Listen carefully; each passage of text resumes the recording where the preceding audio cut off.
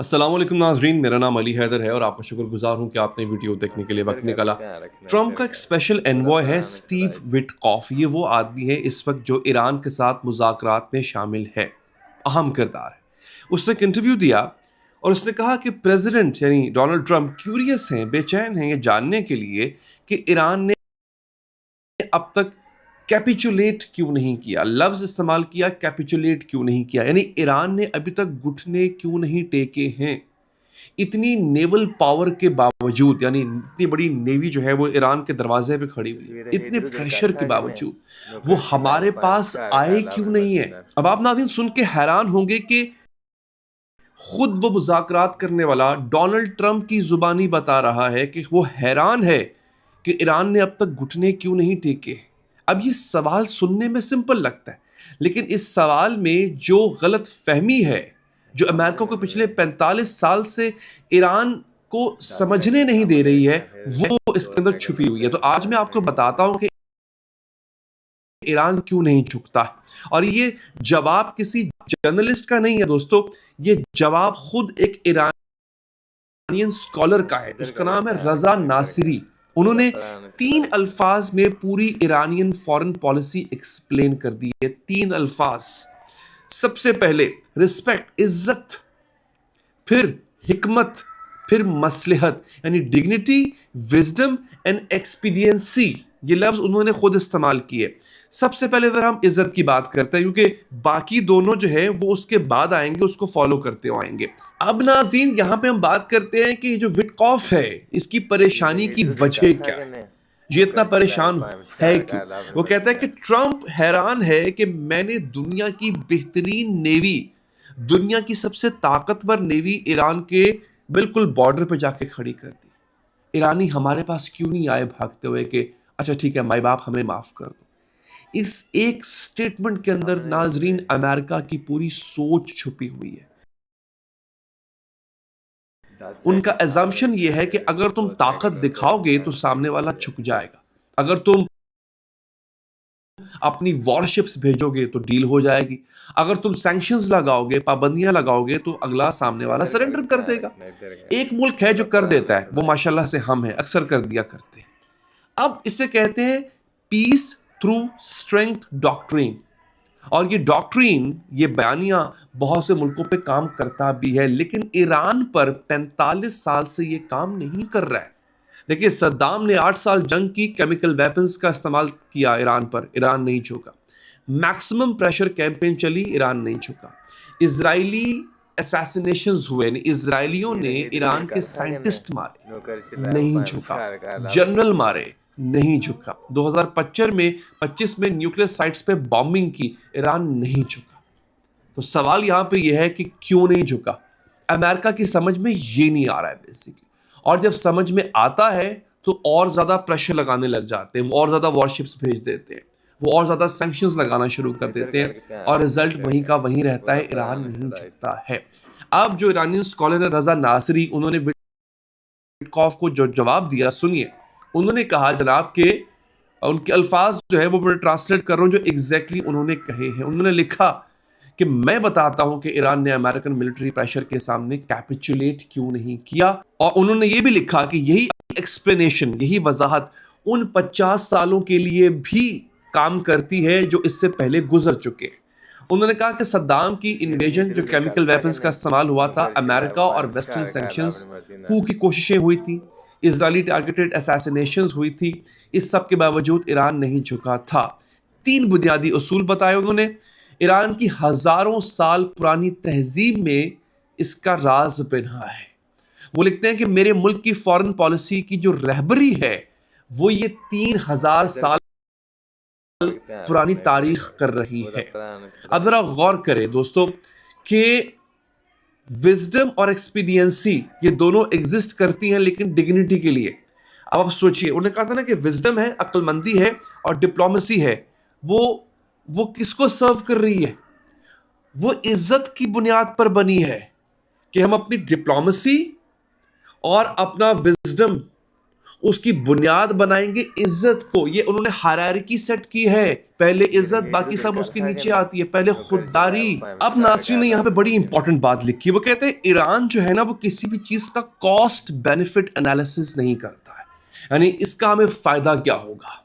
ये basically American सोच है, ये इस्राएली सोच है, और इसीलिए वो कहता है कि आप ईरान की नीयत को हमेशा गलत इंटरप्रेट करते हैं और इसीलिए वो हमेशा गलत फहमी का शिकार हो जाता है। अब ये पॉइंट समझिए आप, अमेरिका सोचता है कि हर चीज का हिसाब होता है, यानी इतना प्रेशर उसका इतना रिजल्ट, इतनी सेक्शंस, इतनी पाबंदियां और इतना इकोनॉमिक डैमेज करेंगे हम ईरान को, और इतना ही ईरान जो है वो हमारे सामने झुकेगा।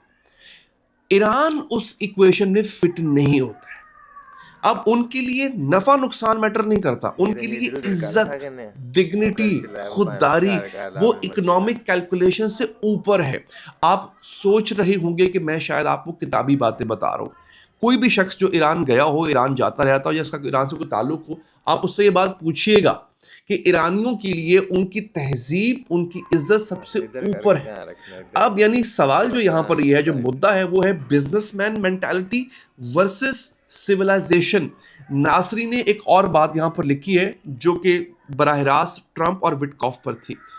वो लिखते हैं कि एक बिजनेसमैन के तौर पे जो ट्रांजैक्शनल पावर रिलेशनशिप्स का आदी होता है, यानी किसी भी ताल्लुक में वो ट्रांजैक्शनल लेन देन का आदी होता है, आप और प्रेसिडेंट ट्रंप के लिए मुश्किल होगा समझना ईरान क्यों नहीं झुकता। हर इंसान के लिए जो कि लेन देन पे यकीन करता है। वो लिखता है कि दूसरे मुल्क जानते हैं, अब ये ऑब्जर्वेशन बड़ी शार्प है, ट्रंप बिजनेसमैन, विटकॉफ बिजनेसमैन, उनकी दुनिया में हर चीज एक डील होती है, प्रेशर डालो, सामने वाला निगोशिएट करेगा, डील हो जाएगा। नासरी कहता है कि ईरान मुल्क नहीं है, ये बहुत इंपॉर्टेंट है, ईरान एक तहजीब है, हजारों साल पुरानी तहजीब है, और तहजीब जो है वो ट्रांजैक्शन से नहीं चलती।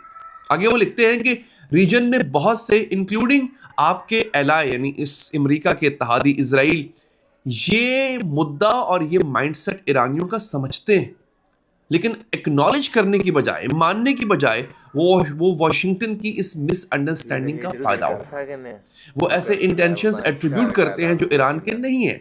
फॉल्स एजम्पशंस को रीइंफोर्स किया जाता है, गलत फहमियों को मजीद भड़काया जाता है, और अमेरिका को एक कॉस्टली वॉर की तरफ ले जाया जाता है अपने मफाद के लिए। ये अब सुनिए, नासरी कह रहा है कि इजराइल जानता है कि ईरान कैसे सोचता, लेकिन वो अमेरिका को जानबूझकर गलत इंफॉर्मेशन देता है ताकि अमेरिका जंग करे और इसराइल का फायदा हो, इसमें इसराइल का इसमें भला हो। अब यहाँ पे नासरी ने बड़ी पावरफुल लाइन लिखी दोस्तों, वो कहते हैं कि कुछ कौमें मरना पसंद करती हैं और वो खड़े होकर अपने सर को झुकाए बगैर मरना पसंद करती है, बजाय इसके कि वो जिए घुटनों के बल।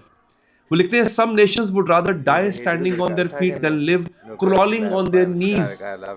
अब ये ईरानियन सोच की अक्कास है, ये सोच 1979 से नहीं है, ये सोच हजारों साल पुरानी है।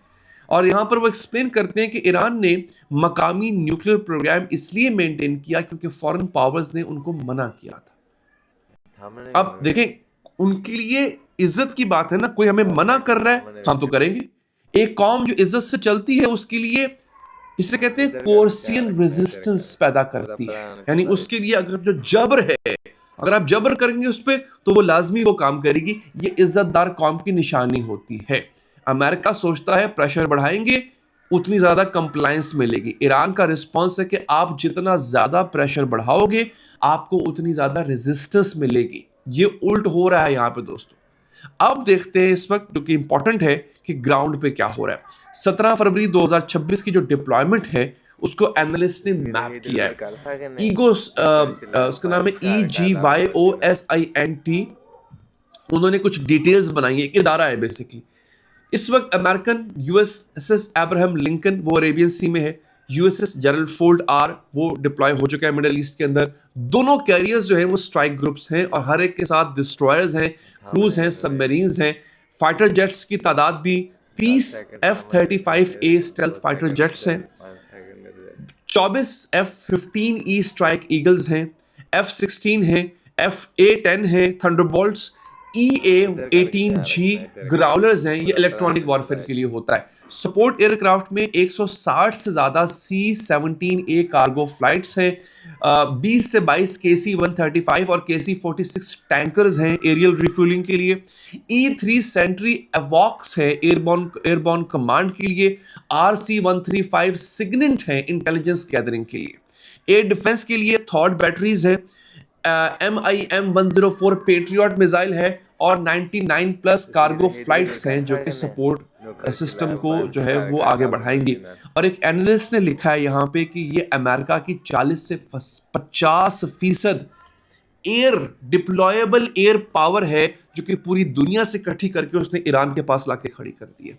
1991 और 2003 की इराक वॉर से भी ज्यादा, और ये दिन ब दिन बढ़ती जा रही है। अमेरिका ने कभी इतनी फोर्स डिप्लॉय नहीं की है किसी भी पोटेंशियल एनिमी के खिलाफ, और स्ट्राइक्स लॉन्च नहीं किए हैं। इसका मतलब है कि बहुत बड़ी जंग होने जा रही है। इस डिप्लॉयमेंट का अमेरिका को रोजाना मिलियंस ऑफ डॉलर खर्चा उठाना पड़ रहा है, मिलियंस ऑफ डॉलर।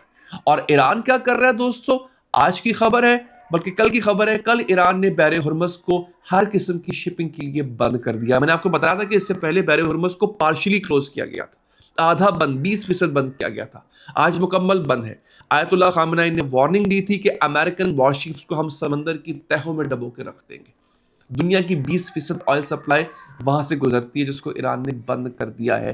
और आखिरी खबर सुन लीजिए, ईरान ने सैयद मिसाइल टेस्ट किया है। ये एक नया मिसाइल है, उसको नाम सैयद दिया गया है। कुछ लोग उसको सैयाद कह रहे हैं, कुछ उसको सैयद कह रहे हैं। इसका सही तर्जुमा या सही तलफ़ुज़ मुझे मालूम नहीं है। लॉन्ग रेंज मिसाइल है, बहरे हुर्मुज़ में इसको फेंका गया है, और सुलेमानी क्लास वॉरशिप्स जो है वो डिफेंस के लिए बहरे हुर्मुज़ के अंदर पहुंच चुकी हैं। ईरानी स्टेटमेंट क्या है कि सिस्टम इंडिपेंडेंटली जेट्स डिटेक्ट और डिस्ट्रॉय कर सकता है। यानी ये वो सिस्टम है जो चाइना और रशिया ने दिया है गालिबन, जो कि खुद ब खुद अगर अमेरिकन जेट्स घुसते हैं ईरान की फजा में या बहरे हुर्मुज़ के पास, ये उनको खुद डिटेक्ट कर लेगा और मार गिराएगा। अगर एक गोली भी चलती है ईरान की तरफ तो अमेरिका जो है वो एक मैसिव रिस्पॉन्स उसको मिलेगा। अब आप मुझे बताएं कि ये कैप्चुलेशन की निशानी है या रेजिस्टेंस की निशानी है दोस्तों। इस पे आप लोग अपनी राय दीजिएगा, आपके कमेंट्स का इंतजार रहेगा। अपना ख्याल रखिए नाजरीन, अल्लाह निगहबान।